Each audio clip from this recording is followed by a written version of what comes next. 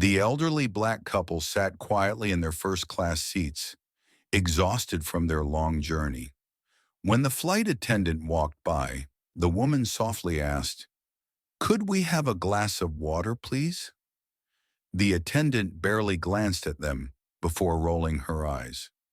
"Water is for paying customers. If you want something, buy it." Passengers nearby gasped. The older man adjusted his glasses, exchanging a glance with his wife.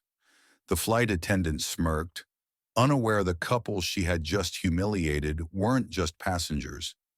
They were the airline's owners, and she would regret her arrogance in just a few minutes.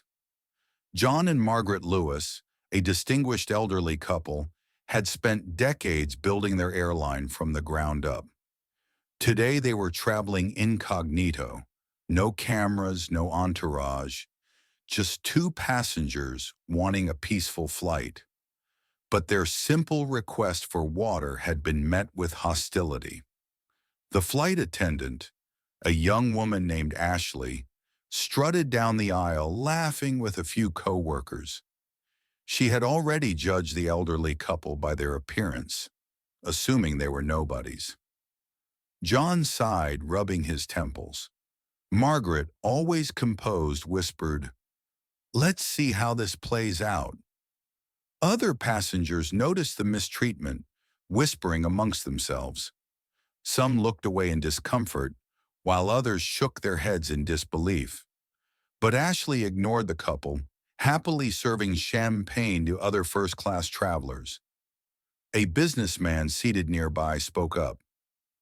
"Excuse me, but I think they asked for water." Ashley shot him a glare. "And I said they can buy a drink like everyone else." She turned sharply on her heel. The tension in the cabin thickened. John calmly reached for his phone. "I think it's time we made a call." As the plane cruised at 35,000 feet, the air inside was tense. Roger, a senior flight supervisor, walked down the aisle, smiling politely at passengers. John made a subtle gesture, signaling for his attention. Roger immediately recognized him. His eyes widened, but he maintained his professionalism.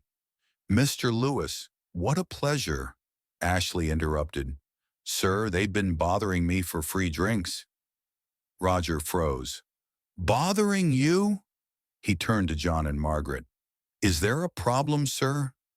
John's voice remained calm, but his words carried weight. "We asked for water. She refused and insulted us." Ashley scoffed.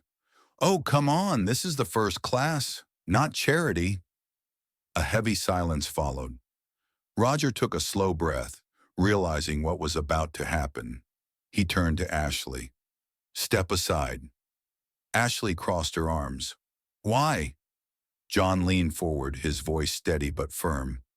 "Because my wife and I own this airline." The color drained from Ashley's face. Laughter and gasps filled the cabin as passengers leaned in, eager to see her reaction. You own—" Ashley stammered. John nodded. "That's right, and I don't tolerate discrimination on my planes." Roger pulled Ashley aside. "You just insulted the CEO and his wife." Ashley's arrogance crumbled. I didn't know." John stood up, his presence commanding the room. "You didn't care to know. You judged us the moment you saw us. That's not the kind of service we built this airline on." Margaret, ever graceful, added, "No one should be treated like this. Not us. Not anyone." Ashley's lips trembled. "I'm so sorry, I didn't mean—" John turned to Roger.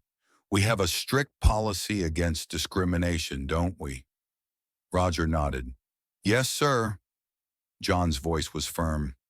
"Then you know what to do." Ashley was immediately removed from duty upon landing. The story went viral, with passengers sharing their accounts of what happened. The airline issued a statement reinforcing its commitment to fair and respectful service for all.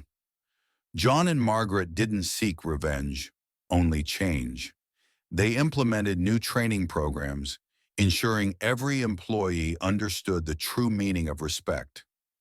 One lesson remained clear: never judge someone by their appearance, because the person you look down on today might be signing your paycheck tomorrow.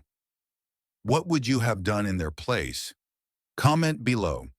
Never forget to like, share, and subscribe for more powerful stories. Where are you watching this video from? Let us know in the comments. Take care.